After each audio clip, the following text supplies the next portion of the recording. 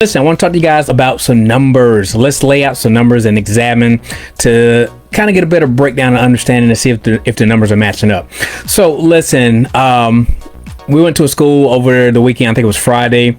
Had a great time. Listen, my heart leaps when I get around kids to be able to have just that starry eye in their eyes, that inquisitiveness to want to be able to grow and see what their life has in store for them.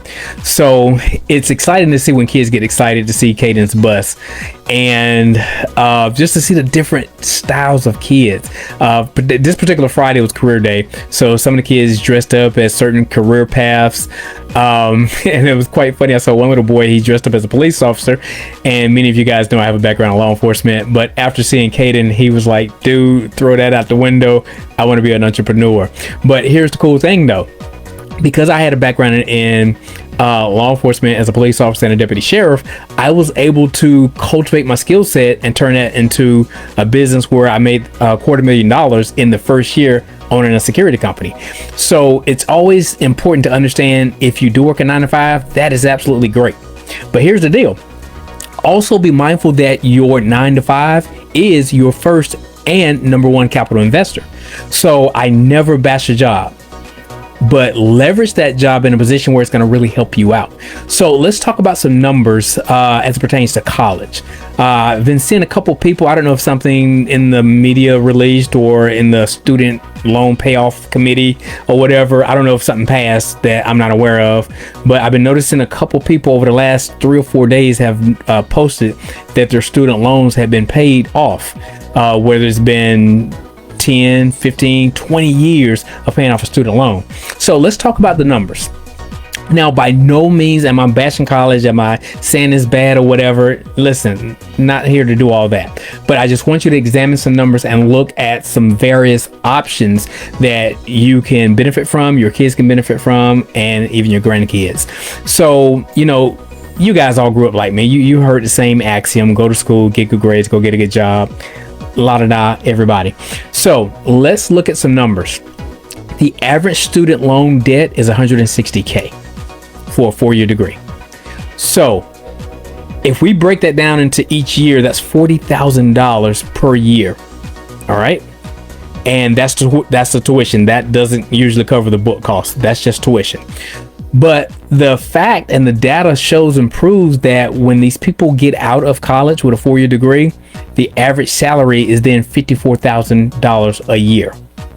So you got to factor in, we have a $160K student loan to pay back with interest that continues to increase over a period of time.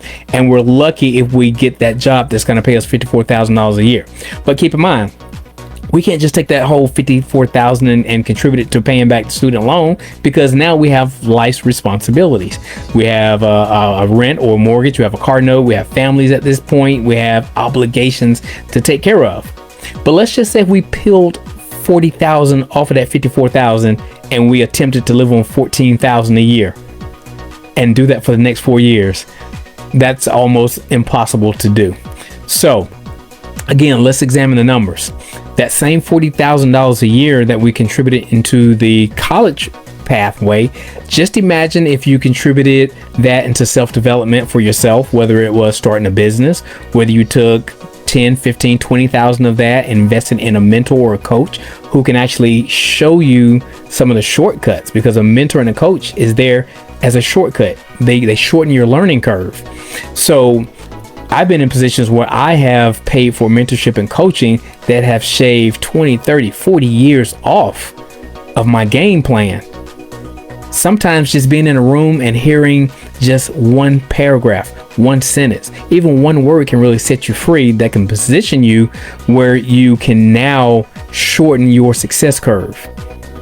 What now would have taken me 5 years, I can do this in 5 months. I can do this in 5 weeks.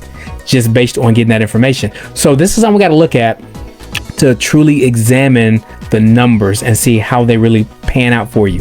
Listen, $40,000 a year, you can launch and start a very successful business that could then profit you 6 figures a year from the very beginning, and you never have a student loan option to have to pay back. You guys know our oldest, DJ. He's 20 years old. He's in the United States Air Force. He has a background that he's in now, which is a medic tech. He's an aerospace medic tech.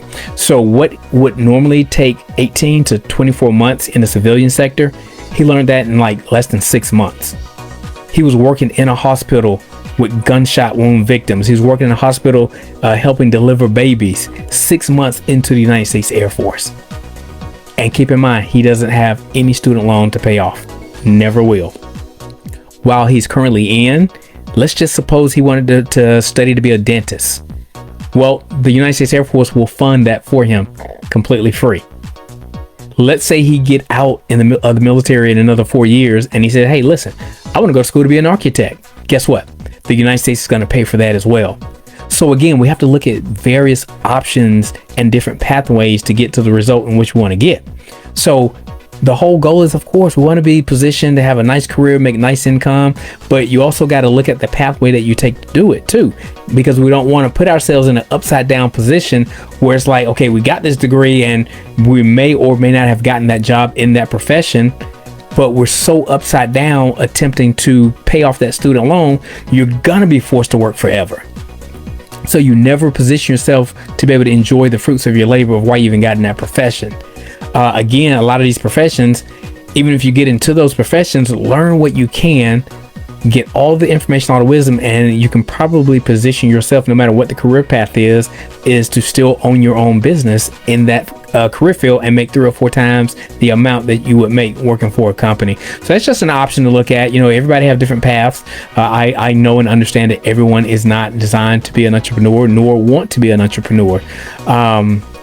But I do want you to examine and take a look at this, because this is a part of your generational wealth or lack thereof. Because the sooner and the more financial education, financial literacy, business acumen that we teach our kids, it actually shortens your retirement plan. What do I mean by that? Well, when your children understand finances, they understand business, and they're well-to-do and can stand on their own earlier, that takes off the back end of what you may have to contribute financially. If they understand business finances, they can now go out on their own and not have to come back home 3 or 4 times over the next 10 years. They got it. So now you can plan to do the things that you want to do, which may enable you to retire 5 years early, 10 years earlier. You just never know. But the opposite is also true. If our kids take a long time to understand this money thing, to understand this business thing in life, now they may have to come back and revisit the house a couple times over the next few years to get it right. And then that will ultimately prolong our goals as parents and grandparents of being able to do the cool things we wanted to do in our retirement years or things later on down the road. So that's why it's important to teach kids about financial literacy at an early age. Many times people say, listen, Doc, when should we start teaching our kids financial literacy? I interrupt them mid-sentence and say, as soon as they can talk. Because any 2 and 3 year old out here, they know the dance moves, they know the lyrics to every song. Well, they should be able to understand what an asset is, what a rate of return is, what a dividend is, what a Roth IRA account is. Maybe not at 3 years old, but around that age, you should start introducing these tools and resources and bits of information. Because just put the information in. That's all we did with Kenny and Kaden. We just dumped the information in. You never know what stick, what may fall to the wayside. But in a conversation, you will find out, wow, they really were listening. It really sunk in what I was saying. If it's an overflow, whatever, we can come back and teach them what they didn't catch the first time around later on down the road.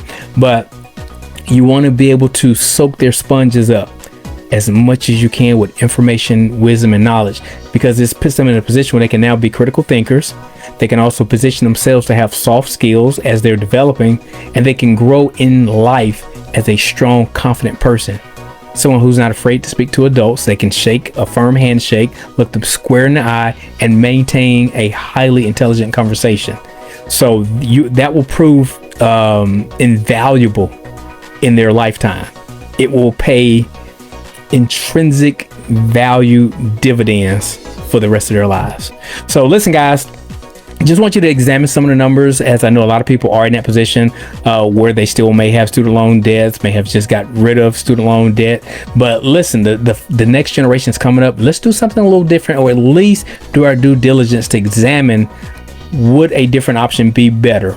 Would it make more financial and fiscal sense for our children and our grandchildren as we are looking to pursue our efforts of creating generational wealth and legacies? All right, guys, I am Dr. Sean J. Harris. Man, have a incredible week this week.